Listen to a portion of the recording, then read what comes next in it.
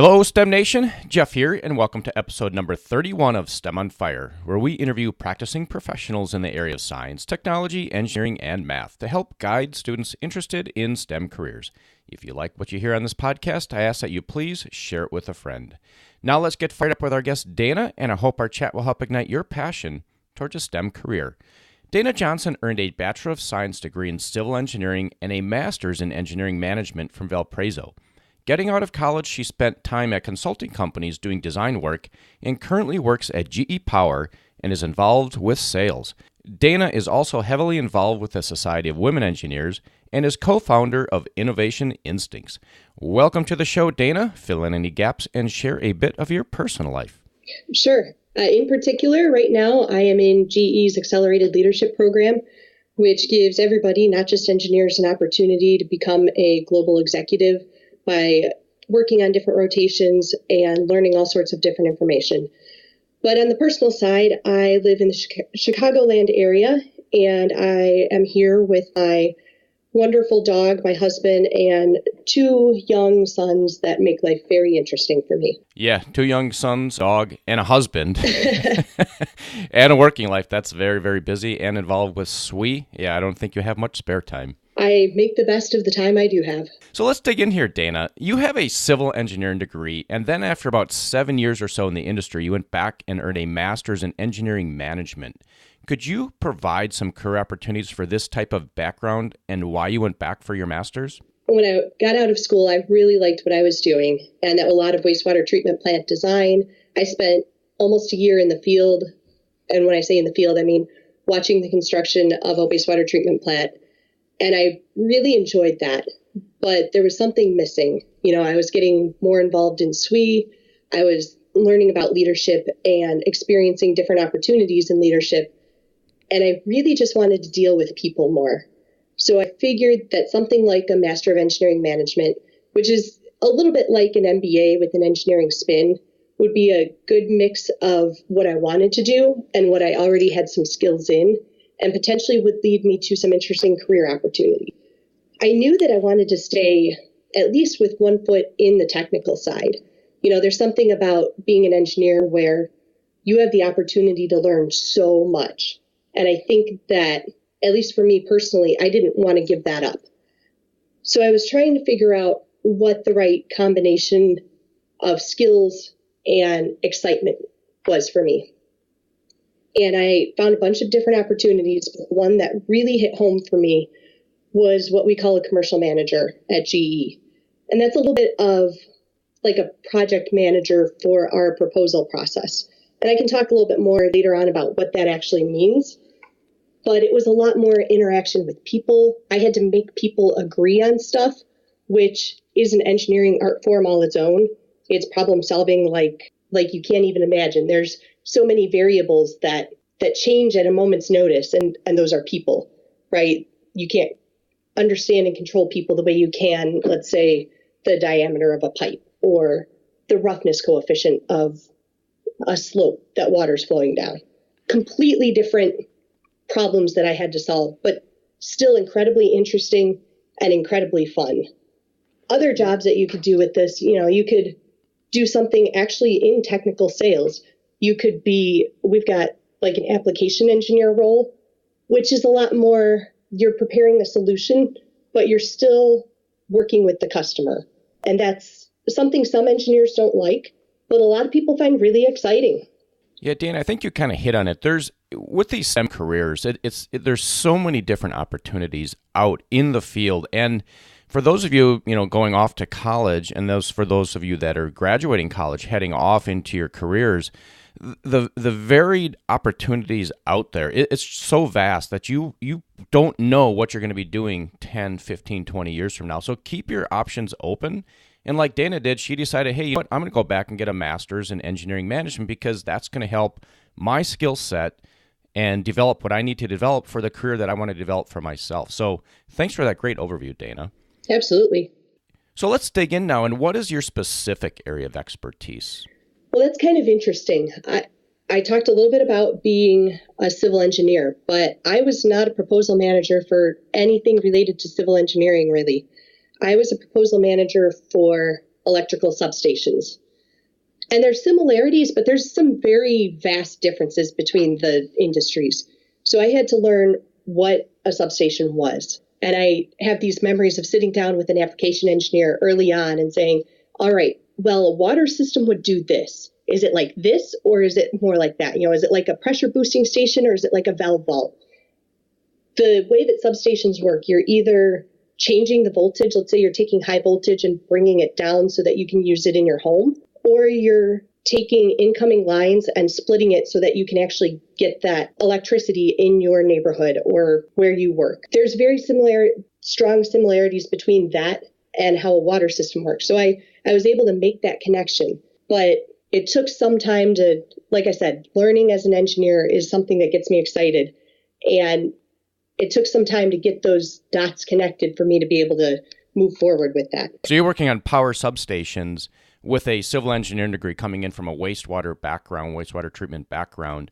So you have to involve the field apps engineer that understands these systems so that you can help manage these projects going forward. Is that correct? Absolutely. It's a lot of problem solving and working with people. And part of problem solving for me was, all right, who knows more about this topic than I do?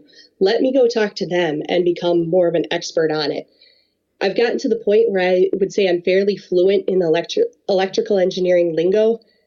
I'm probably only a couple of questions deep on it still. You can't start asking me questions about reactive power and stuff like that. That is, even for electrical engineers, can be a challenge, but I've gotten there. But the fun part of all of this, that's just what I was working with. As I mentioned, I was in sales and still am, but in a different aspect. But the fun part of all of this was working with the customer. Every customer, like every person, is different. Sometimes they want something that we can offer. Sometimes they want something that they don't even know what the solution looks like yet. We have to say they need power at 66 kV coming out of the substation. How are we going to achieve that based on the lines that they have coming into the substation? Sometimes they know exactly what they want, and it's just a matter of, here's the equipment that we're going to give you, and here's how we're going to install it. Understanding those customers and the way that they present what they want, and take the information that you give them back. We give them proposals. That's how they understand what we're going to offer and if they want to hire us to do the work. I'm not sure if everybody understands how people actually win work. It's usually bid. So a customer or client will put out a request for proposal, and then, people like GE or whoever, our competitors, will put together a proposal and give it back to the customer. And hopefully at the end of the day, they say, oh, GE, we like your proposal. We're going to hire you. It's that whole middle step of understanding what the customer wants and giving them evidence that we can actually provide what they want that I was responsible for. And what do you find is most important in the proposals? Is it business relationships? Is it just the lowest price? Is it the technical capabilities? What do you see out there? Everybody's different. Just like every person's different, every customer's different. Some people just want the lowest cost.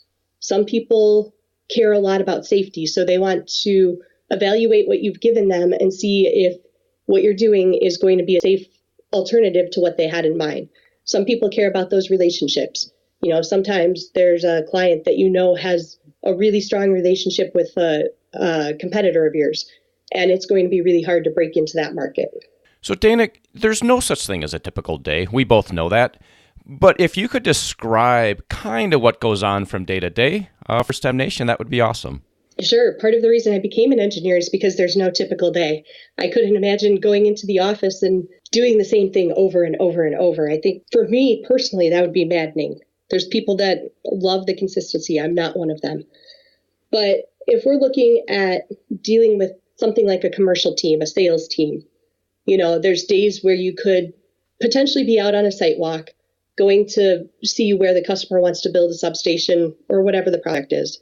But more likely, your days are probably, I would say, my days would start with making sure nobody has emailed me in the crazy off hours with something absurd as far as a request goes. Once you get all that out of the way, usually I would have some calls with, let's say, a commercial team. Let's say we've got a salesperson on the call. We've got our engineering team, we've got some project managers, and we're talking through the status of the proposal. Once we're done with that call, if they've got questions, I'll work with either the account manager or with the customer myself to figure out how do we get those answered. Maybe after that meeting, I'll get some meeting minutes out. We'll get those questions answered. And then after that, I might sit down with either our account manager or sales manager and just go through any of the last minute questions that have come up. Ultimately, though, at the end of the day, we've got different approval calls that we have to go through. In the role I'm in, I would be responsible for leading those calls, for getting those questions answered, for going back to the engineering team with any of those questions. So again, I mentioned it's about getting people to agree.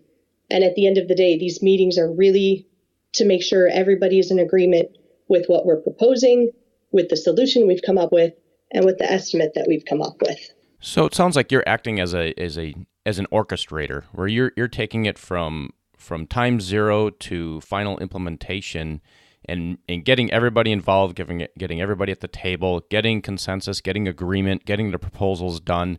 So you're bridging truly all of the engineering side, and then what's probably most important, all the communication side that most STEMers have to go off and develop, because a lot of the STEMers, they're kind of introverts.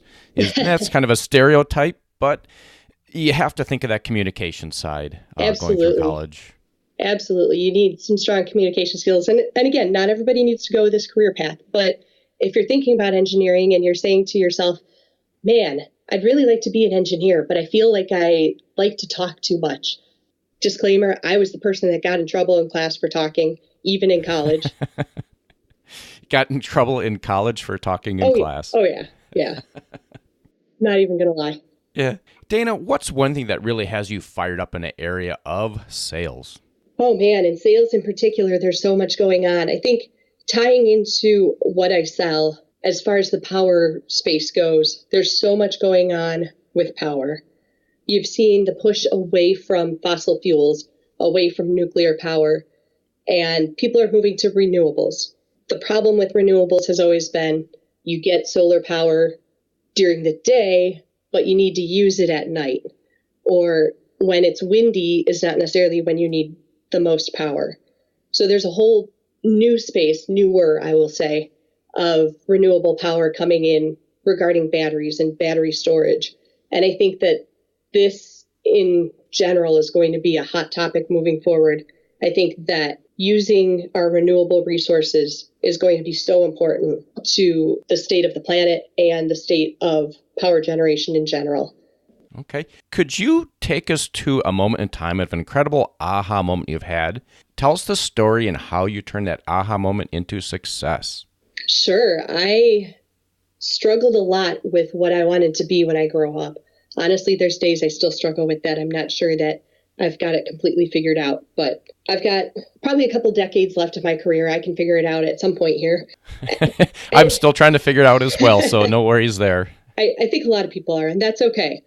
But at least going into college, you have to figure out something you need to major in, right? You can't just, let me rephrase that. If you're spending your parents' money, they would very much like you to declare a major. Yes, I agree. As a parent, absolutely. Yes, and now that I am one, I agree as well. So the problem was, what am I going to major in? And being somebody, I'm sure a number of the people in your audience have always been told, hey, you're good at math and science, you should be an engineer. That's great. I initially thought, well, I don't want to drive trains. I don't know what this engineering nonsense is. I probably could have used a podcast like this, 15, 20 years ago to figure it out. Yeah, and I'll say when I was heading off, I didn't really know what engineers did, but, it sounded interesting. Computers are coming out. I'm like, well, maybe I'll go figure out how those things work. And that's how I decided. I had a little different scenario than that. In one of my advanced chemistry classes in high school, we took a field trip to a local chemical plant. And I'm like, going into it, I told myself I need to be aware of what everybody's doing and keep my eyes out for something that looks interesting. We started the tour and, they're making polymers and all this other stuff. And I just could not get into it. But one of the last stops we took was to their sewage treatment, their wastewater treatment. And it was, an operator that was talking to the system and how it worked. And I just thought it was so interesting. It was my aha moment of when I go to college. I'm going to get either like a civil engineering or an environmental engineering degree so I can do something like this.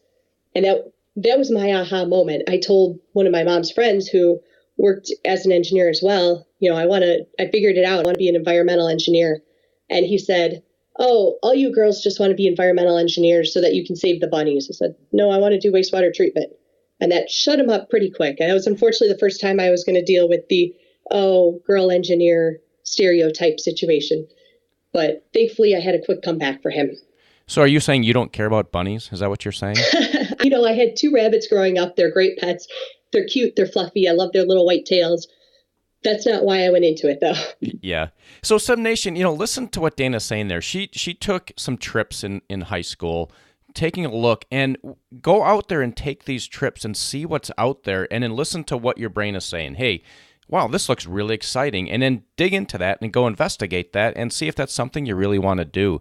But if you're just sitting at home playing games, not getting out there and just like, well, I'm good in math and science, so I'm just going to go for engineering, but not really understanding what's all out there, you're going to be at a disadvantage. So take advantage of those field trips that are offered in the high school world. I will qualify that story with my husband was in the latter situation and used that as motivation to get a software. Actually, he was computer science, but essentially he's a software engineer now. And when he did it, he thought he was going to be programming video games. He's not doing that. He's perfectly happy with his choice in careers. So it can work out if that's the path you want to go, but it's probably better to investigate your options. Yeah, and this is gonna lead into the next question, right? So if you're just going off into engineering curriculum without a real goal, like Dayna's like, hey, I want to go do wastewater treatment.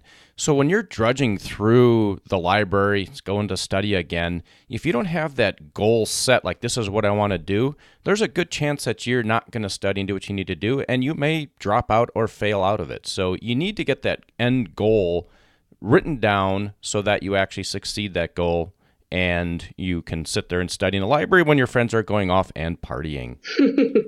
A little known fact, engineers spend a lot more time doing homework and studying than, let's say, business majors. I agree with that. So, Dayna, let's go back a couple of years to when you were 18 heading off to college. What are some things that you wish you knew back then, or even knew back then, that would help our STEMers launch into college successfully? I only half-jokingly say to pick a smart roommate. It took me 2 years of college to figure that out. Thankfully, it was a roommate that was the same major. We plowed through homework together. Whenever one of us had questions, the other one could answer it. Lifesaver. We had people in our room all the time like, hey, can you guys answer this question for us or help us figure this out?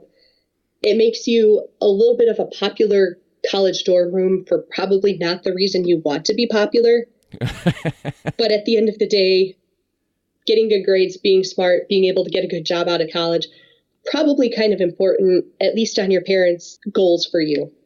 Yes, and I'll say that, you talked about getting a smart roommate. And Jim Rohn, who's passed away recently, he said you are the average of the 5 people you surround yourself with. So you got lucky and got, a smart roommate.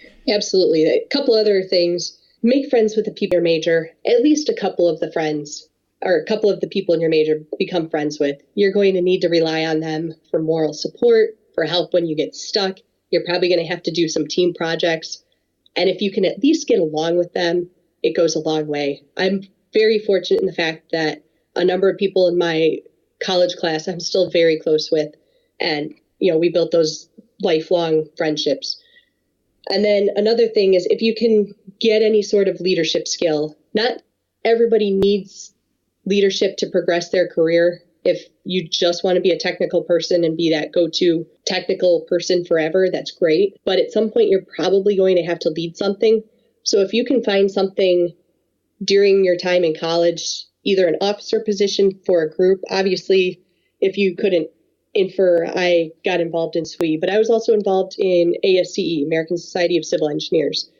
And getting those leadership skills through an avenue like that can really help you talk to something like that in an interview. It can give you the confidence when you have to lead something the first time in the professional world. And it really goes a long way to build your confidence and your ability to succeed. All right. Thanks for that overview, Dayna. And we're going to take a quick pause to thank Audible, who is offering a free audiobook. You can head over to STEMOnFireBook.com. That's stemonfirebook.com and get a free audiobook of your choosing. If you decide to cancel within 30 days, there's no cost, and you keep that audiobook. And Dayna, are you ready for the lightning round? I am pumped for the lightning round. All right. What is the best piece of advice you have ever received? I'm not sure if it's necessarily advice, but a little bit. When I was starting to go through this transition away from a pure engineer towards something that was more technical sales, I was struggling. I felt like I was not being true to myself, to my degree, and I had this inverse aha moment of, oh my gosh, what if I'm not going to be an engineer? And I had a friend look at me funny and he said, Dayna, you are an engineer. You have a degree. It's who you are and it's what you know. And I stopped to think about that. You know, he's right. Everything I've learned, the way I approach problems, the way that I see the world is through the eyes of an engineer. And nobody can take that degree away. Nobody can take the way that I solve problems away.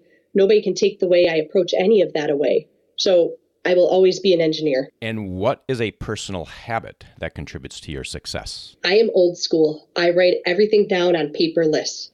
I have tried other apps for stuff like that, and I'm awful with it. There's something so gratifying about taking that pen and crossing something off your to-do list. And what is a favorite internet resource or phone app and why? I promise this was not planned. My favorite app is Audible. I am an audiobook junkie. I love popping it. I'm not going to say popping it in. I'm going to completely date myself. It's not a cassette. These are not 8-track cassettes, They Dayna. are not. But pulling it up on my phone and plugging it into, the little cord thingy in my car so I can listen to, whatever audiobook. And usually I do, for audiobooks, I don't do fun. I do business-minded, strategic mind, something like that. That's a little more about personal development. So on my way to work, on my way home, I can get that, let's call it professional development, through an audiobook. Yeah, STEM Nation, there's a lot of time. If you actually were to write down what you do on a day-to-day basis, especially out in the real world when you're working, there's a lot of time where you're just wasting time. And I'm with Dayna here. I'm listening to audiobooks or podcasts, and a lot of it in the self-development area. But you can also listen to fun books as well. But try not to waste the time out there. And Dayna, so speaking of Audible and books, what would be one book you would recommend and why? One of my all-time favorites is The 5 Dysfunctions of a Team, and that's by Patrick Lencioni. I think there's more than 5 dysfunctions in a team, isn't there, typically? There might be, but he summarized that into 5, and you could probably find a way to catch most of them in those 5. It's a business fable, so it's got a story with a lesson to it, like fables you read as a kid, which makes it a lot more interesting to read. It's a quick read. It's an easy read. And it talks a lot about, one of my favorite parts of it is about conflict, and that strong teams have to have conflict. It doesn't mean that you handle the conflict improperly or disrespectfully, but you have to allow people to talk about the differences of opinions. That's something in your career, in your personal life, you have to embrace. That one nugget, it's not the spoiler alert, I promise, that's not the end all be all of the book, but that nugget has carried into all aspects of my life, and I think that's probably why it rises to the top of my list. All right, Dayna. And as we wrap up here, can you share a parting piece of guidance for STEM Nation, and then we will say goodbye? Absolutely. So I think I might be the poster child for stay flexible in your career and know that you can pivot, you can change directions, keep your seatbelt on, enjoy the ride, and know that if you enjoy solving problems, there's probably an area of engineering for you to dabble in and have a great time doing. All right. Thanks, Dayna. And with that, we will say goodbye. All right. Thank you, Jeff. You're welcome. I hope you enjoyed our discussion today with Dayna. Head over to stemonfire.com, subscribe to the email list to keep up with the latest happenings, and be sure to subscribe to the podcast on your favorite podcast player. And again, if you're getting value from this podcast, please share it with a friend. Tune in next week where we talk with John, who is an electrical and software engineer. Until next time, I hope this chat has helped ignite your passion towards a STEM career.